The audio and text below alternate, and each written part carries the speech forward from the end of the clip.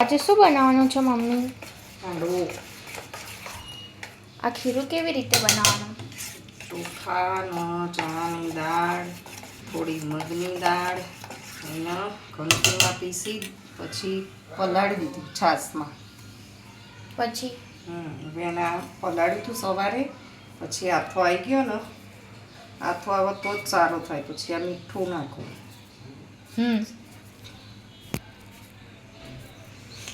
પછી આ થોડીક મેથી જ સૂકી સારી લાગે. પછી ખાંડ. આપણે ગુજરાતીમાં ખાંડ વગર તો બધું અધૂરું જ છે.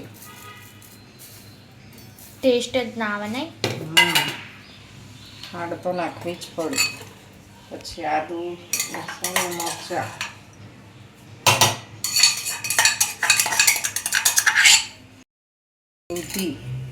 દૂધીને ધોઈ દીધી છે. ડાયરેક્ટ છીણી.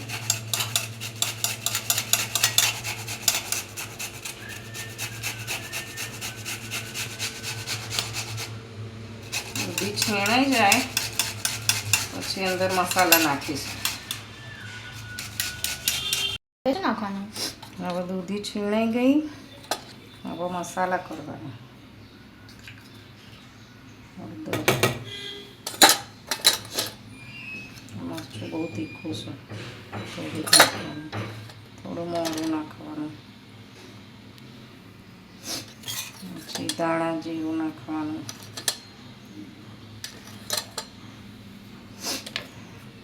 પછી મિક્સ કરી દેવાનું. એમાં હાંડવાના કુકરમાં તેલ નાખવાનું. પછી તેલ ગરમ થાય એટલે રઈ નાખવાની. કેટલી નાખવાની? રઈ વધારે હોય ને તો મસ્ત લાગે. ટેસ્ટ બહુ મસ્ત આવે. પછી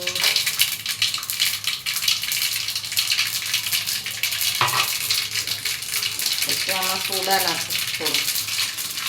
ખીરામાં બનાવો ને ત્યારે સોડા નાખી દેવાનું.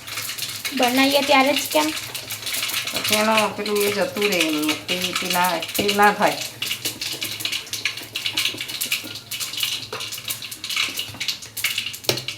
પછી તલ.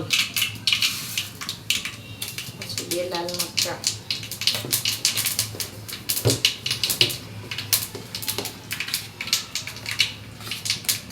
પછી આ ખીરું નાખી દેવાનું.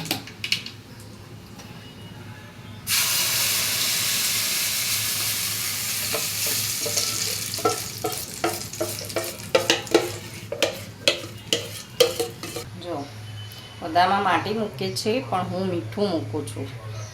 અને માટી બહારની એમ થાય ગંધાતી હોય કેવી નહીં કોને ખબર. હવે છે ને થોડુંક ઉપર મરચું ભભરાઈ દઈએ. ટેસ્ટમાં મજા આવી.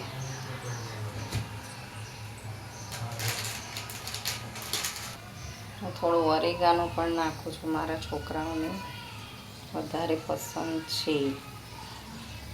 ટેસ્ટમાં મજા આવી એટલે ઢાંકી દેવાનો અને એકદમ સ્લો કરી થવા દેવાનો. હવે રેડી થઈ જાય એટલે તમને બધાને ટેસ્ટ કરાવીશ ફોન.